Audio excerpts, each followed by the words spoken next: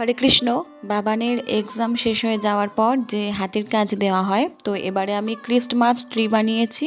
পুরোটাই art paper আর এমনি যে কার্টুন পেপারগুলো হয়, তো সেগুলো দিয়েই করেছি। তো পড়া ওর এখন বিশেষ তেমন নেই। এই যে বইটা, এই বইটার আমার এই ছবিটা বেশ পছন্দ হয়েছে। আমি শুধুমাত্র ওকে দেখিয়ে বলেছিলাম যে যদি ছবি আঁকিস তাহলে এই ছবিটা দেখ, যদি আঁকতে পারিস, অন্তত চেষ্টাও করতে পারিস। ও নর্মালি ছবিই আঁকছিল।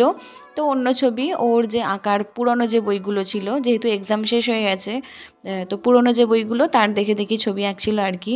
তো আমি তো শুধুমাত্র ওই কথাটুকু বলে আমি আমার যে কাজ, আমি সেই কাজে মন দিয়েছি।